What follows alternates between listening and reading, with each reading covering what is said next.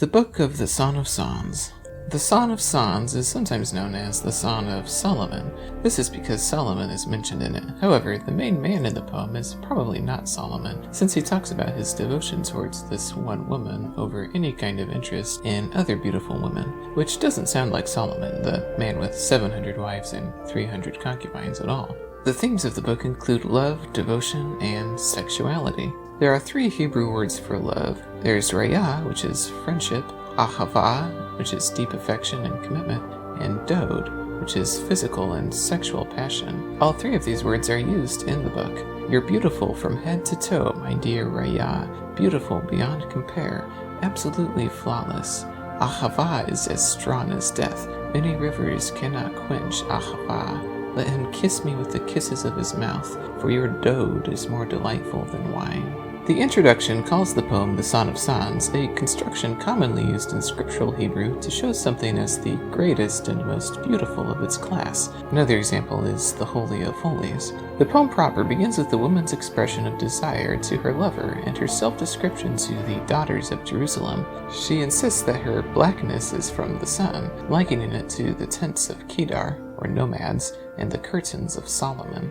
A dialogue between the lovers follows. The woman asks the man to meet. He replies with a lightly teasing tone. The two compete in offering flattering compliments. My beloved is to me as a cluster of henna blossoms in the vineyards of En-Gedi, an apple tree among the trees of the wood, a lily among brambles, while the bed they share is like a forest canopy. The section closes with the woman telling the daughters of Jerusalem not to stir up love such as hers until it is ready. The woman recalls a visit from her lover in the springtime. She uses imagery from a shepherd's life, and she says of her lover that he pastures his flock among the lilies. He says she is a lily among thorns. She says he is an apple tree in the wood. Here he comes, leaping on the mountains. My beloved is mine, and I am his. The woman again addresses the daughters of Jerusalem, describing her fervent and ultimately successful search for her lover through the nighttime streets of the city.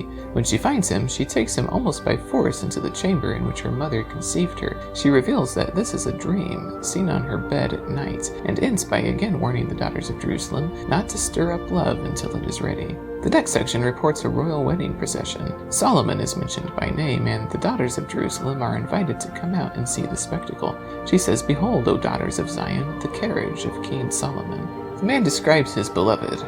How beautiful you are, my darling, oh how beautiful. Your eyes behind your veil are doves. Your hair is like a flock of goats descending from the hills of Gilead. Your teeth are like a flock of sheep just shorn, coming up from the washing. Each has its twin, not one of them is alone. Your lips are like a scarlet ribbon, your mouth is lovely. Your temples behind your veil are like the halves of a pomegranate. Your neck is like the Tower of David, built with courses of stone. On it hang 1,000 shields, all of them shields of warriors. Your breasts are like 2 fawns, like twin fawns of a gazelle that browse among the lilies. Until the day breaks and the shadows flee, I will go to the mountain of myrrh and to the hill of incense. You are altogether beautiful, my darling. There is no flaw in you.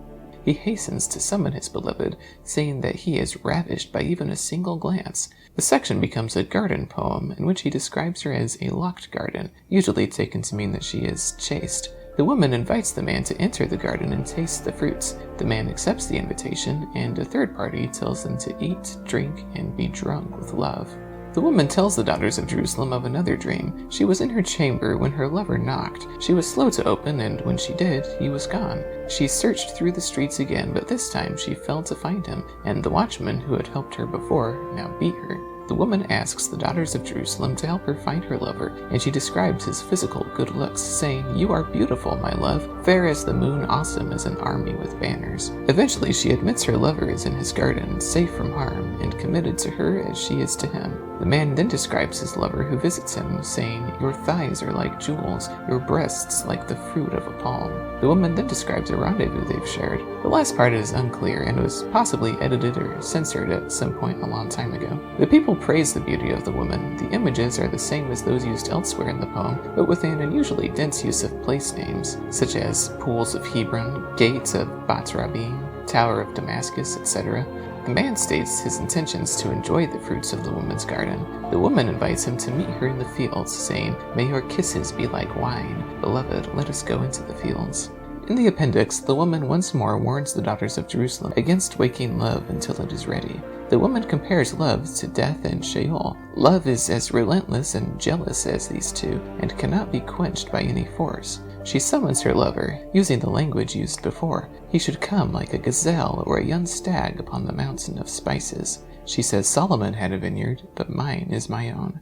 Make haste, my beloved.